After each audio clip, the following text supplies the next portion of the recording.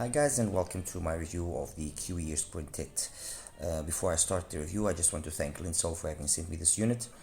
Nevertheless, my opinion on the quintet will not be affected by it. I will be, as I usually am, very straight to the point, very crystal clean about what I like and what I don't like about the quintet. Anyway, the quintet has been out already now for a while, so I guess I'm a little bit late to the party, but better late than never. Box is the usual quintet, the usual KIWIEARS stuff. I mean, simple, nothing too elaborate.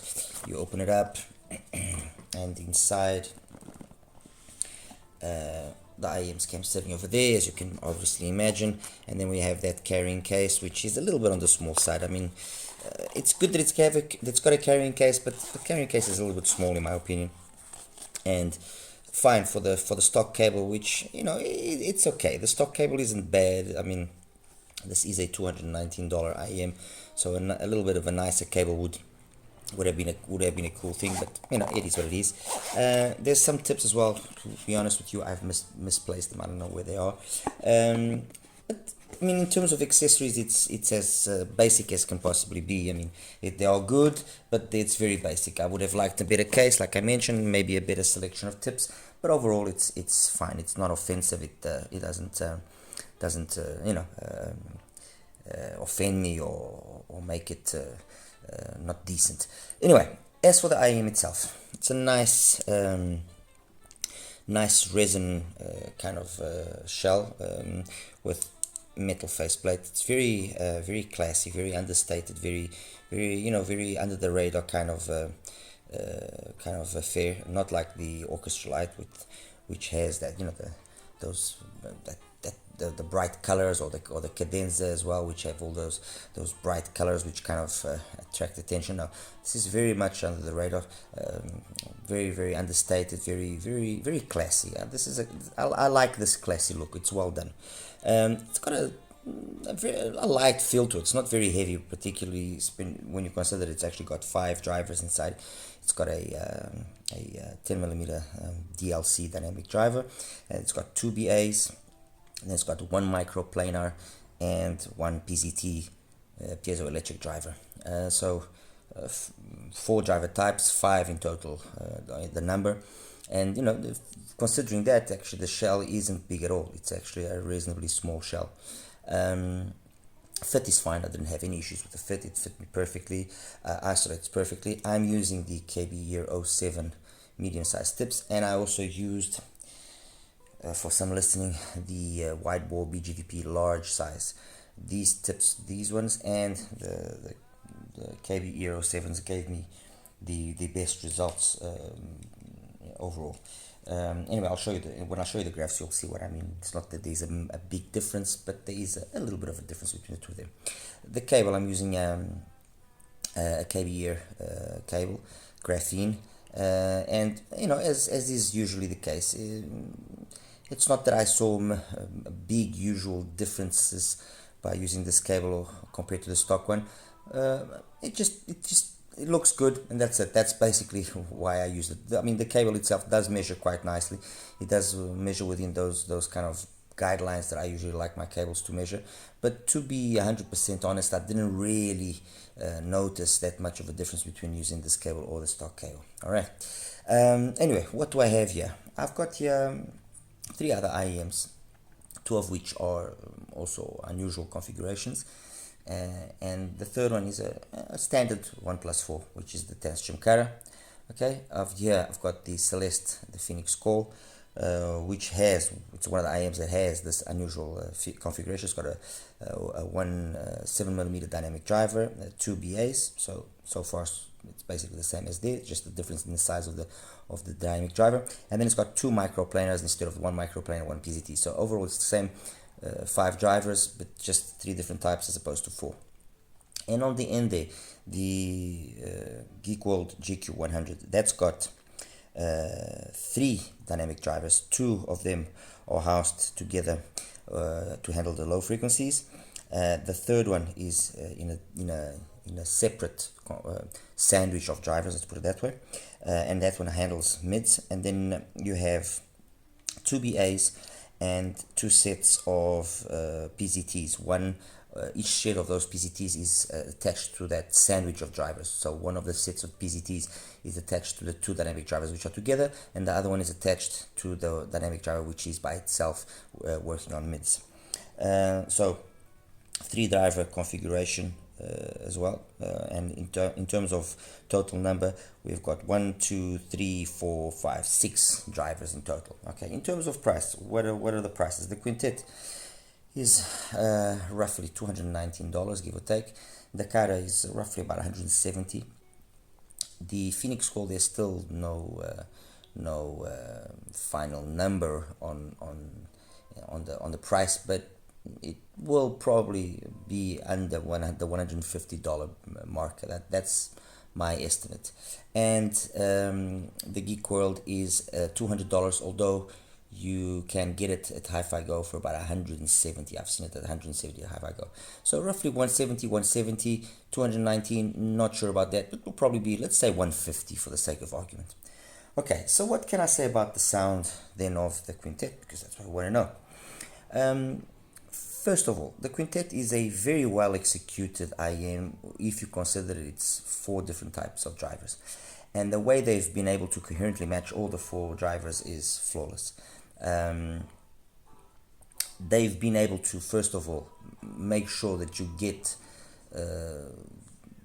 what the PZT driver can offer, which is those extremely high frequencies and that sparkle and that cleanliness added to the treble. They've been able to get that without it showcasing the negative aspects of PZTs, which is that very metallic timbre.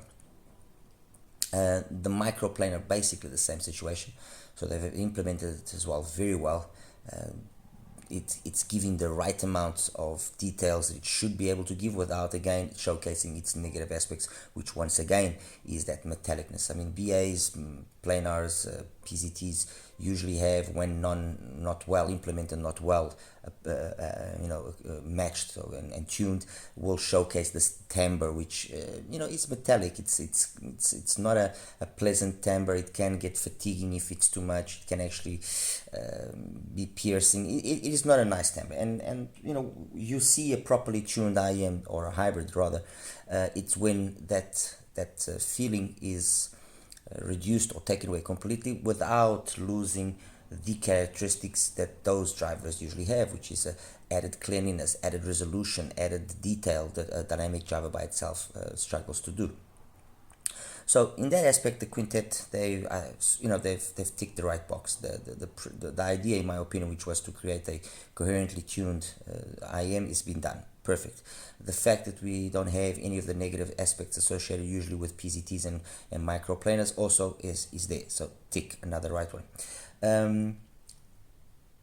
What then? What can we then expect from the Quintet? Well, it's an IEM that has.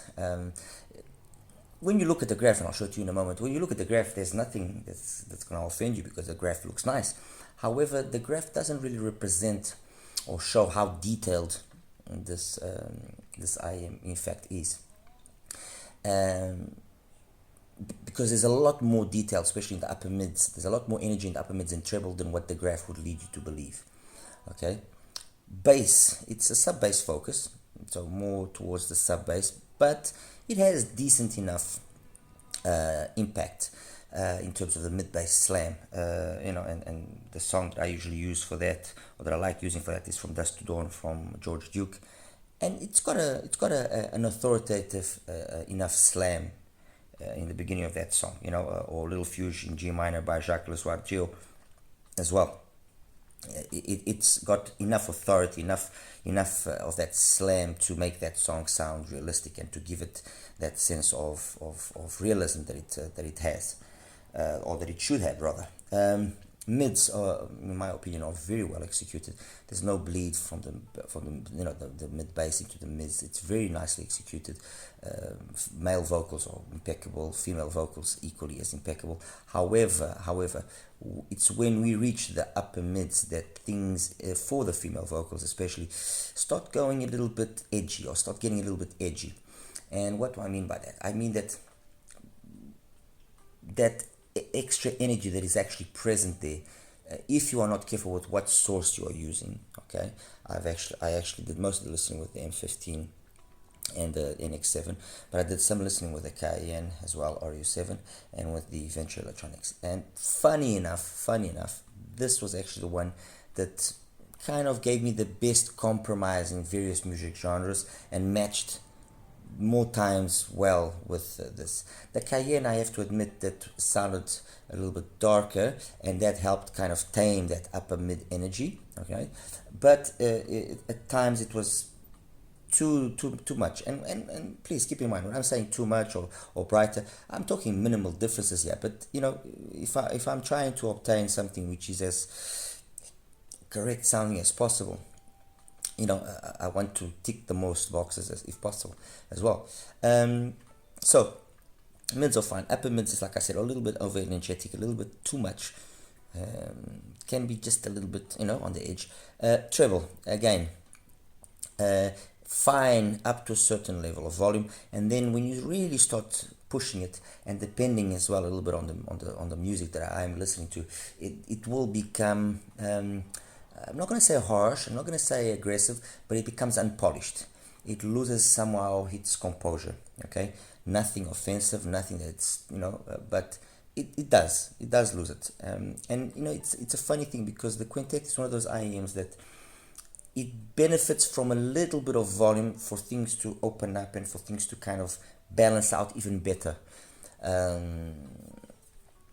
And you know, it's just a little bit frustrating, because if, for example, I'm listening to Carol Duboc, Elephant, I like giving it a little bit of volume, but then as well, by giving it a little bit of volume, you know, it can feels good from Rashaan Patterson. On the other hand, no, actually I was surprised. It's a more energetic song than Elephant, but it sounded good. Comfort Zone, the live version from Larry Carlton, perfect. A piece of me by Candace Springs, again, no real complaint. I found that if the song is not overly complicated, then you can push the volume and things maintain themselves nicely balanced. If the song is a little bit more complicated, and by complicated I mean it's got a lot more, it's a busy song with a lot more instruments, then that's when things kind of lose a little bit their overall composure. Okay, so it goes from, if I have to give it a grading, it goes from being 95%, it goes to being 90%. Okay, let's put it that way. What more can I say? In a Sentimental Mood, for example, which is a song by Cecile Norby, she sounds, the quintet is able to give her voice and the song the size that I personally like. However, the timbre and the tonality, which most of the times is correct, in this particular song it just sounds a little bit off. It just it doesn't have, for example, the nicety of that tonality that I get on the Cara, or even on the Phoenix Core.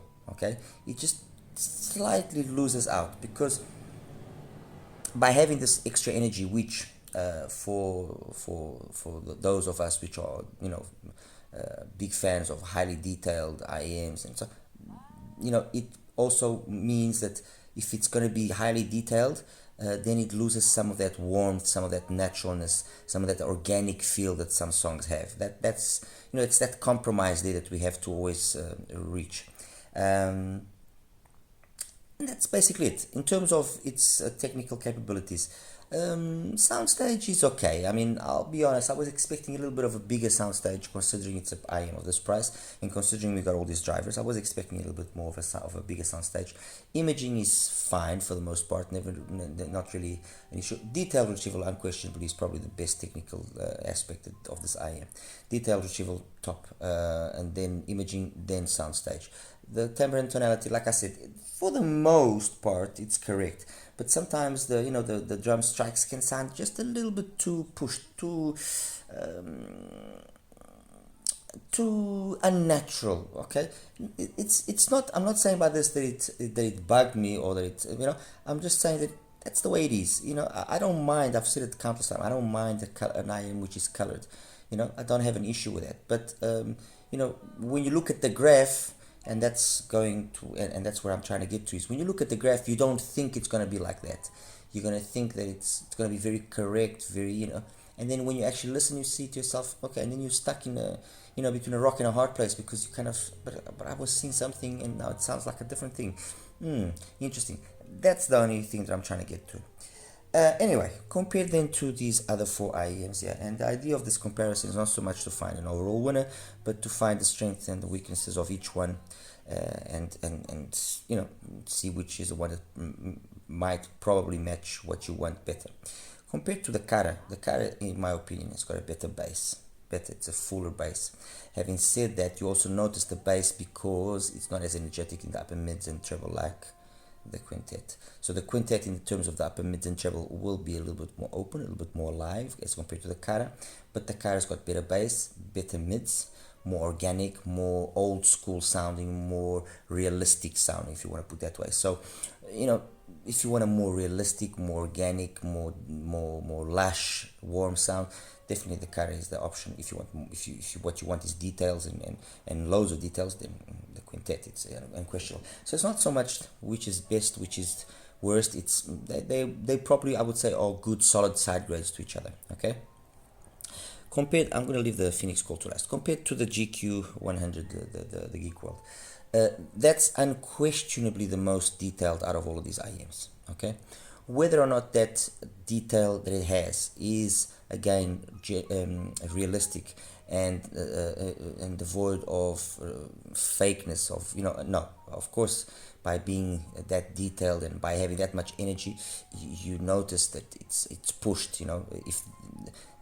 If this was pushed, let's put it this way, if this was pushed in the upper mids and treble, especially from certain volume levels upwards, that one there definitely is. However, it's not that it's offensive or that it that becomes aggressive. No, it's just pushed. So you'll have to control that volume knob. What I have personally done is I've actually modified the tips that I use, and by the addition of a little bit of foam on those tips,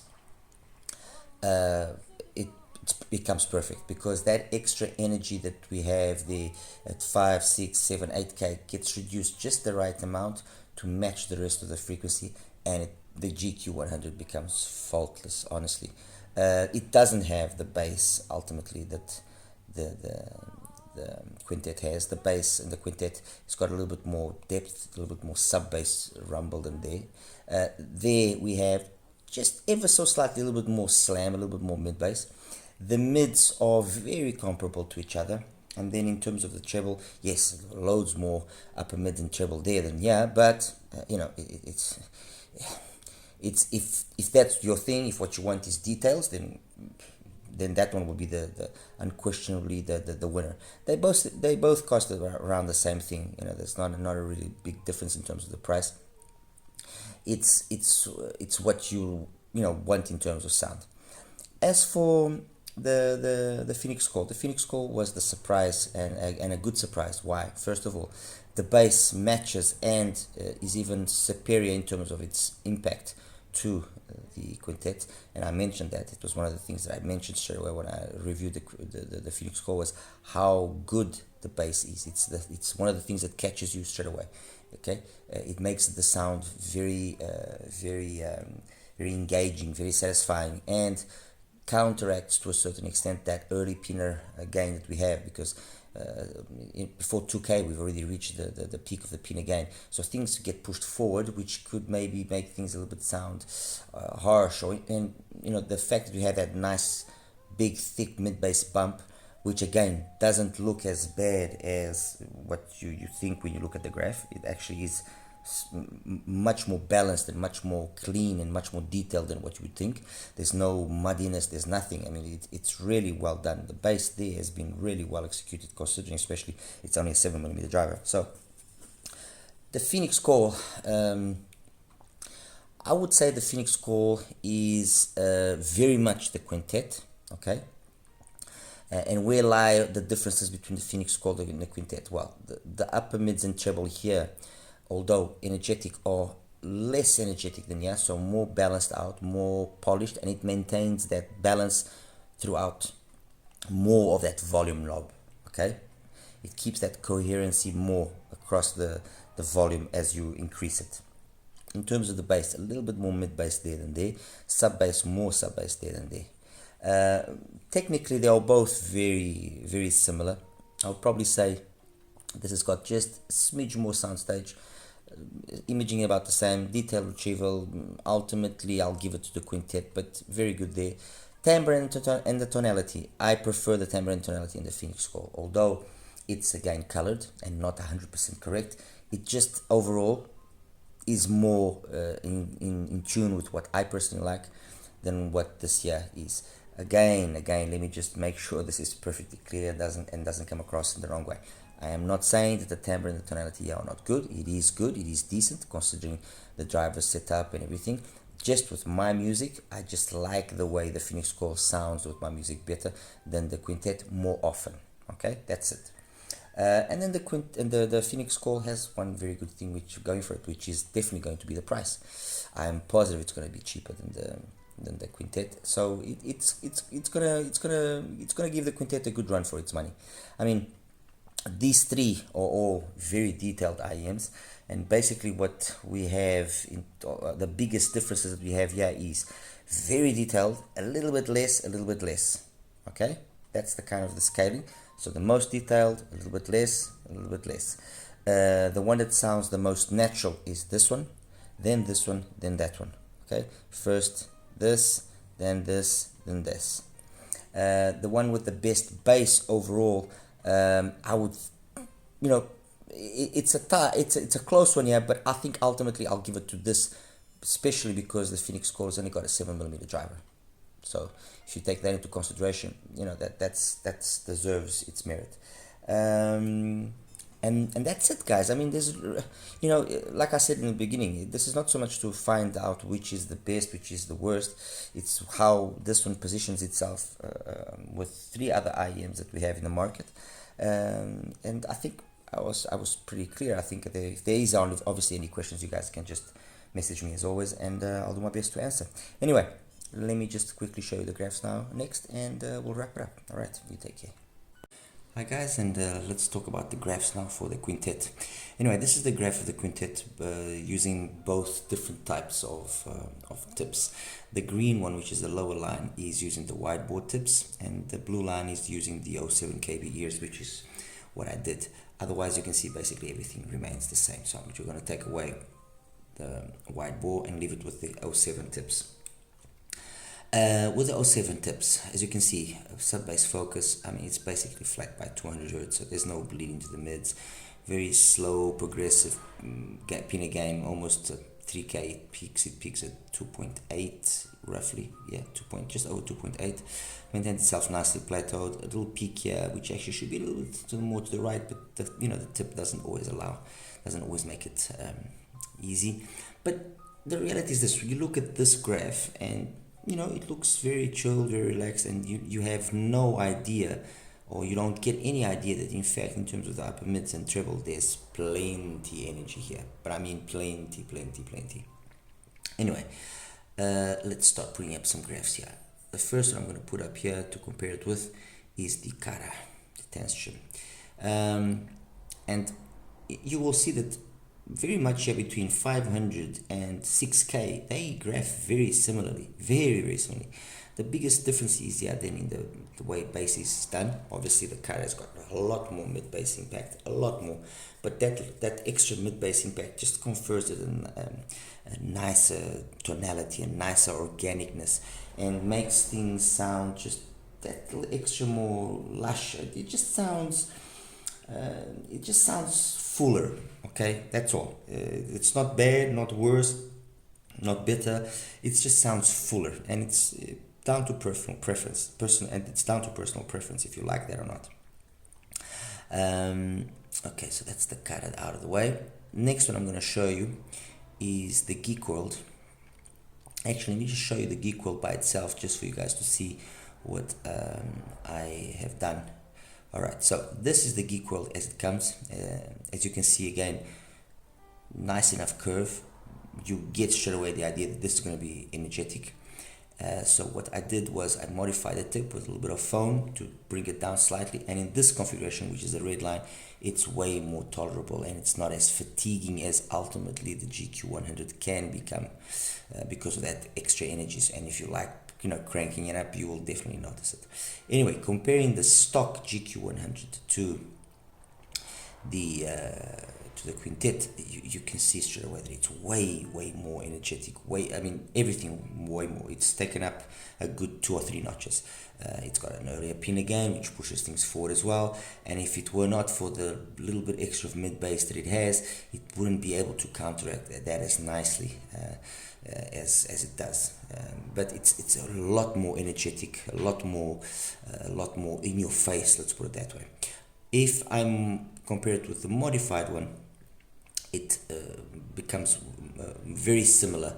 There's still a little bit extra detail, especially in that area there of 7, 8, 9, 10K. There's a little bit more detail still. That earlier pin again also gets more controlled, and you know, it doesn't push things so much forward. And obviously then by lowering this, that mid bass and bass can come alive a little bit more. It's never in either way, it's never as still never as good in terms of its quantity or quality as the bass of the Quintet. The bass of the Quintet is still better, although it, you know, seems to be leaner. And then finally, compared to the Celeste, the Phoenix Call. Again, let's keep in mind 2 things here. It's a 7mm driver, so having this bump here doesn't translate to what you would think, which is, oh, this thing's going to be a total mud fest. No, completely wrong. What this bump has done is confer the necessary weight to the rest of the spectrum, which, as you can see, is very much evenly matched with the Phoenix Call, with the Quintet. Sorry, the Phoenix Call is very equally matched. The difference here, the biggest difference here, is the fact that it's only got microplanars, and they probably have been maybe a little bit more coherently tuned or better matched. Doesn't come across as a little bit metallic at the top end, which happens in the Quintet, especially when you start pushing the volume. And the fact it's got more mid bass also helps kind of, I wouldn't say camouflage, but give it a nice weight, which just makes it sound overall more pleasant. Yes, it does have an early pin again, but again, this early pin again of the Phoenix Call is not one which in any way, in my opinion, takes away from the Phoenix Call. In terms of its overall, like I was saying, technicalities, the Phoenix Call is slightly better. Slightly better in terms of the sound stage of creating that 3D imageness, and the imaging, I'll give that to the Quintet. Detail retrieval, they're about the same, really not much of a difference there. And then the timbre and the tonality, I'll give it again to the Phoenix Call. It just sounds more timbrely, in terms of timbre, it sounds more correct, more along the lines of what I like. Period. I mean, that's the reality. It's more towards what I like, and that's a very personal thing. But be it the Phoenix Call, be it the Quintet, or be it the GQ100, these 3 sets are all very highly detailed sets, okay? And there are sets which use multiple drivers and try and take that hybrid philosophy to another level, hybrid or tribrid. You could even argue these are tribrids, and it's how that matching and that marriage of all the drivers has been done that makes it better or worse. For me, the least I can actually hear the difference between the drivers, the better that it is. You have to strike again that fine line between then losing the ability of those those said drivers, you know, BAs and planars and piezoelectrics.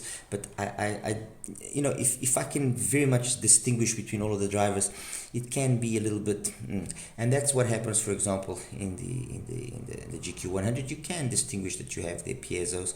You know, you pick up on that quite a bit. On the Quintet as well, you can pick up on it when you start cranking the volume. The one that does it the best, I would say, is the Phoenix Core. I think that's the one that has been able to keep that aspect of things more under wraps, more camouflaged. Okay. Anyway, guys, that's basically it. That's my review for the Quintet. Do I rate it? Yes, I rate it based on the simple fact that it's a different approach to what we usually see. They've used very intelligently all the drivers and matched them quite nicely. Obviously, you know, whether you want to or have the ability to pay that amount of money or not, that's, I don't know. But based purely on it's a well-tuned, fun, you know, satisfying IEM in terms of sound, coupled to the fact, especially that it's a different configuration, I think that makes it unique and worthwhile maybe considering in a serious manner. Out of all, which do I think probably is the IEM that matches my personal taste the most? I would have to say the Phoenix Core, and then the Cara probably. Those two are more along the lines of what I personally like. And that's it, guys. All right. Anyway, as always, like and subscribe. Any questions, please feel free to ask, and I'll do my very best to get back to you as soon as possible. You take care now. Bye bye.